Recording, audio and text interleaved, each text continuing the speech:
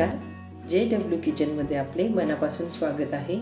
आज आपण मकर संक्रांत निमित्त पारंपरिक पद्धतीने तिळगुळ कसे बनवायचे ते बघणार आहोत। त्यासाठी लागणारे साहित्य याप्रमाणे आहे। 1 वाटी गावरान तीळ गाळून निवडून घेतले आहे। पाऊण वाटी गूळ बारीक करून घेतला आहे। मी इथे गॅसवर कढई तापत ठेवली आहे। त्यात आता आपण तीळ भाजून घेऊ। मंद आचेवर आपण 4 ते 5 मिनिटे आपण छान तीळ खरपूस भाजून घेऊ। तीळ छान खरपूस भाजून झाली आहे, छान मस्त फुलून आली आहे। तर मी गॅस बंद करून तीळ ताटात काढून घेते।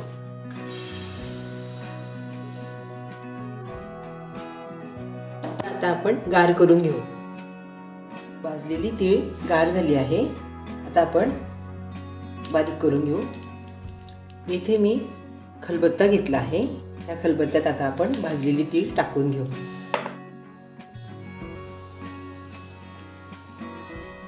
आपण मिक्सर मध्येही करू शकतो। आता बत्त्याने अशी बारीक करून घेऊ। असा कुटलेला तिळगुळ खूप छान लागतो। पूर्वी माझी आजी आई याच पद्धतीने तिळगुळ बनवायची।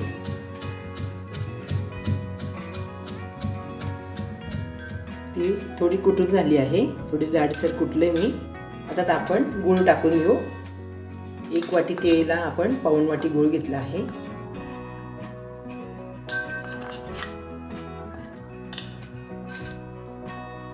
आता हे सर्व मिश्रण आपण मिक्स करून परत कुटून घेऊ।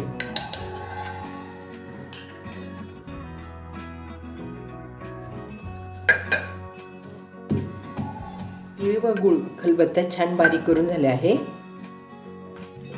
आपण आता हा कुट्टा एका भांड्यात काढून घेऊ।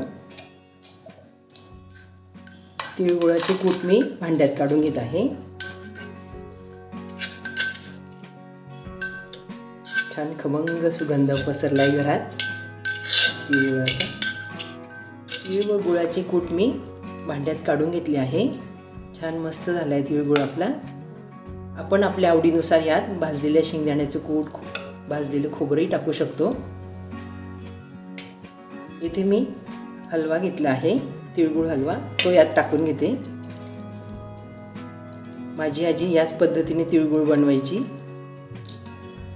साध्या सोप्या पद्धतीने चविष्ट असा तिळगुळ तयार झालाय। लाडू किंवा वड्या करायला जमले नाही तर असा तिळकूट करून ठेवावा। 15 ते 20 दिवस छान टिकतो। तर मग आपण पण अशा पद्धतीने तिळगुळ घरी नक्की करून बघा।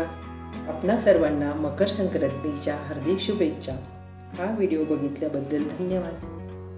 व्हिडिओ आवडल्यास लाईक करा, शेअर करा आणि सबस्क्राईब करा।